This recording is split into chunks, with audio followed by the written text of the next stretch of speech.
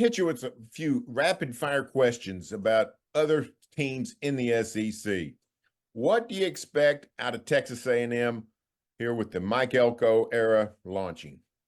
I mean, I hear that they've got all the 5 stars, but then again, I see a couple of their 5 stars elsewhere, like at Ole Miss, and I'm not sure I buy it. I think they will have a good season, maybe not a great season. I think I frankly think their season comes down to one game. Where have you heard this before? It's the Texas game. I mean, I think that is going to be one of the most frenzied atmospheres of the year in college football. But I don't see them being a playoff team. I think they'll have a good season. But what is good at A&M? I mean, this is a program that really has been stuck around 8 or 9 wins for a long time when they're lucky. Missouri projected as a top 12 type team in the rankings, definitely a contender for the playoff, perhaps even for Atlanta because the schedule, they landed on the very soft side of the SEC schedule. What do you like or dislike about Missouri here under Eli Drinkwitz? I like them a lot, but I'm not going to. I'm not going to put too much faith in them. I mean, I know that sounds like I'm a hater, but I also remember a game last year that against Kansas State when Eli Drinkwitz pretty much blew the whole season up with a stupid penalty, and his kicker saved him and really saved the season. So they've got a lot of talent. But I still think they'll fall short.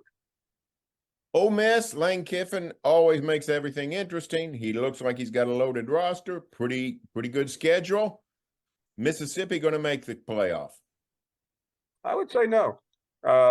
And everyone in the media, Barry, we're on the elder statesman side of it, is in love with Lane Kiffin. They think he's hilarious, and I don't think he's that funny. I mean, I don't think his tweets are that interesting. And his coaching has been underwhelming at times. So I'll see it when I believe it. And I haven't seen enough for me to believe right now. Josh Heupel, a lot of positive signs going on at Tennessee. What do you like or dislike about Josh Heupel as we enter the Volunteers 24 season? I like a lot, and I think they're one that probably they're not getting a lot of love, but could pull it off. I think they have the opportunity with Alabama at home to not so much steal that game since they won it 2 years ago, but that could be a big turning point game for them. So I think they're on the cusp of the playoff. I mentioned the A&M Texas game at the end of the season. The one game I want to see in September is Tennessee at Norman. I just think that's the storylines are just absolutely delicious. We're looking at everybody in the nation sort of agrees Georgia is the new Alabama. Is Alabama the old Alabama? Well, now again, let me quote their fan base. Yes, 12-0, perfect season, national championship. But I'm a little hesitant. I think DeBoer has done a fantastic job of moving past the Saban era.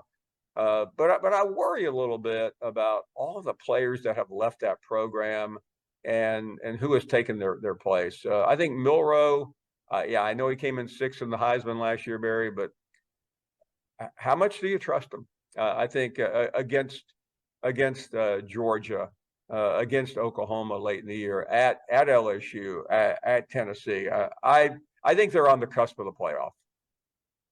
And finally, Florida, sort of a mess. Can Florida rear back and save Billy Napier's job, save that era? It seems like the SEC's better when Florida is riding high. They should be, but the first game is going to tell everything. Should they get by? And remember, this is a team that beat Utah a couple of years ago, and everybody thought it would be great, and it wasn't. But can they get by Miami? And if they can't, then the season will die on the vine before we get to September. That game is that important. The schedule is brutal. They've got talent. They've got a good quarterback. They've got a really good backup who's going to be a star one day. But I haven't seen enough from Napier to convince me that he's going to be a factor anywhere.